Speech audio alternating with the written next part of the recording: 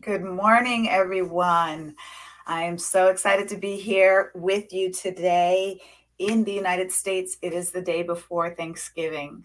So I'm sure a lot of people are busy doing what they need to do to prepare for a holiday if they celebrate it tomorrow. I have a little bit of mixed feelings about Thanksgiving, although I'm always excited for opportunities to be grateful and count my blessings, which is something I actually have a habit of doing several times during the day, but it is part of my morning routine and my evening routine. Move this microphone closer. But, for some people, Indigenous people, people of color, Thanksgiving, has uh, the history of colonization and trauma associated with it too. So, however you choose to honor this day and remember this day as Thanksgiving, just know that you really get to drop into what's true for you, if you will. So, with that being said, what I want to talk to you today about is drama. Is how drama has us a lot of times show up as the victim of our lives and not actually as the author of our lives. You need to give, we all need to give, and I'll put myself in that category as well.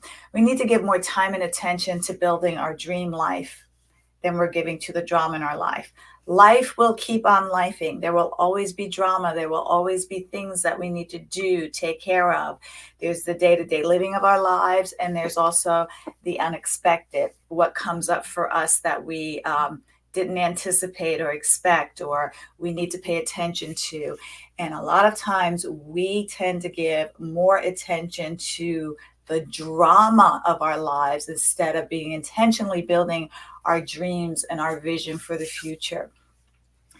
And the time we spend on our drama is way too much. It's disproportionate to the time we need to spend on our dreams. Oftentimes I will coach clients who have dreams, have goals, have something that they want to accomplish in a certain amount of time, but they can't seem to get out of the drama of life that's happening around them to put their time, energy, effort, and focus on what they want to create.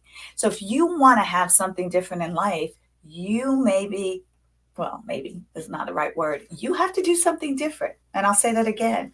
If you want to have different results in your life, you've got to do something different. You've got to change your habits. You've got to change your patterns. You've got to change your behaviors to those that are needle moving activities towards your goal, your dream. So we have maybe 5 weeks left to the year. And a lot of us may be thinking and reflecting on some of our disappointments of the year, some of our discouragement, some things that we wanted to accomplish that maybe we didn't get a chance to accomplish or didn't get as far along as we had hoped. And we're looking at how next year can be different, how next year can be better, how can we be better, do better, and have better. Some of us might be looking at all of the accomplishments we achieved this year and are celebrating that and acknowledging our hard work in getting there. And now we're looking at what's next. What is the next level? What is the next rung up the ladder in how we get to be, do, and have in 2024? And so, what I want to share with both of you is, you know, we have to live from and into our purpose. We have to live from and into our dreams. We have to live from and into who we are becoming. Yes, we need to focus on the now and the present and who we are, but we also need that stretch, that challenge, that push to become that next level of ourselves, to become that next level of accomplishment and achievement in our dreams, to dream bigger, to have a little bit of bigger dream each and every day. Raymond, hey, nice of you to drop by. You say you're still at the bottom trying to work your way up to the top. Raymond, we all start at the bottom. I don't know anybody who starts at the top, especially if they're growing into becoming something new, a better version of themselves, a bigger dream. And so that is an amazing and great place to be, is at the bottom. And so here's one thing I noticed that people do, and I'm kind of glad you brought that bottom up. Most people start at the bottom. If we imagine a mountain and we're looking at the top, and the top seems so far away, so unattainable, so overwhelming, and it will cause us stress and anxiety. Like, how am I ever going to reach the top of Mount Everest or Mount Kilimanjaro or whatever your mountain is here? We have Mount Diablo, and it looks so far away that it can be discouraging. And that discouragement will limit our mental health, will limit our progress, will limit our opportunities to earn and to build and to create and to innovate and to drive change, because it looks unattainable. So what we need to do is chunk down. So you've heard the cliches, the journey of 1,000 miles starts with the first step. How do you eat an elephant? One bite at a time. You need to chunk down your goals, because looking at the big picture, although is exciting, like, where will I be 2 years from now, 5 years from now, 10 years from now?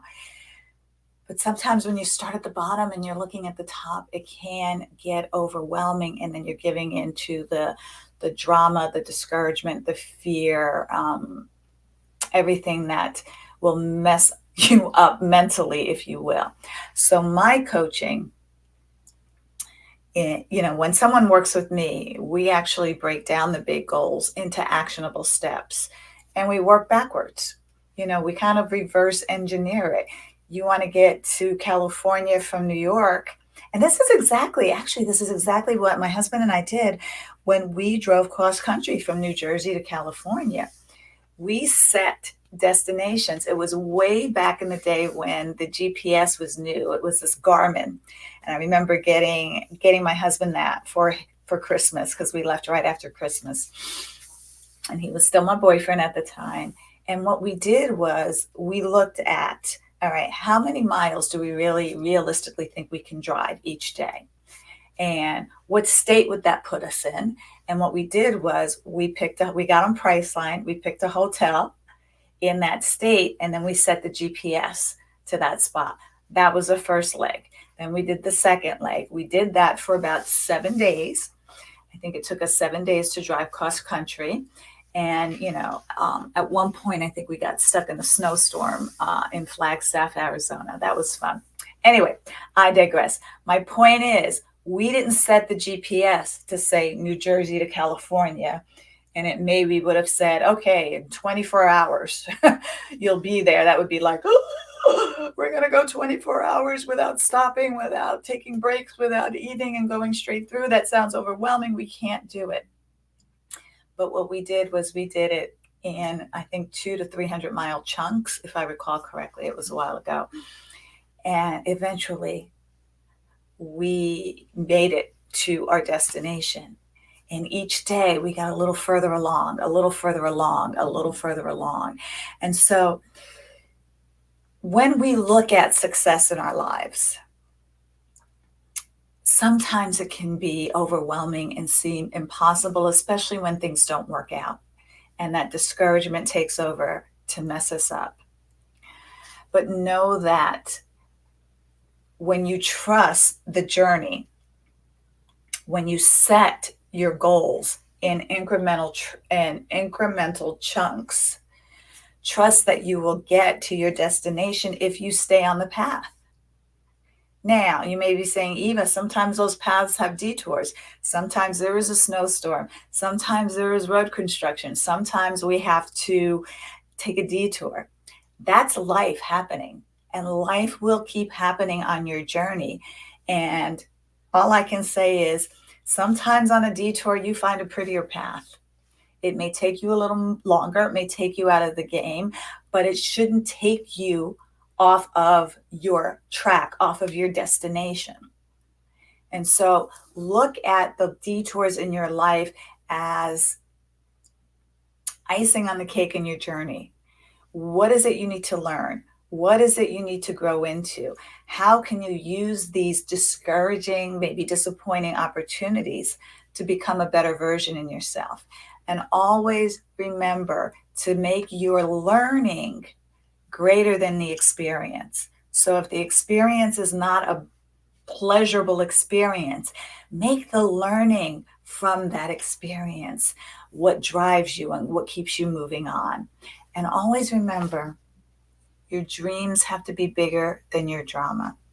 And when you think about success, measure it by how much time you spend doing what you love and how much little time you spend doing what you hate. So always look for that part of your journey to be enjoyable as well.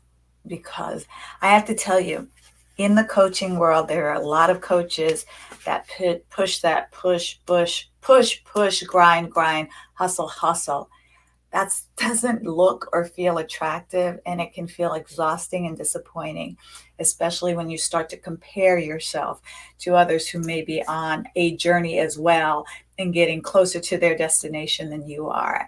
If you are in communities like that, or if you're listening to coaches who are in that push and grind, I just want to ask you to be careful and cautious that it doesn't take you out of the game.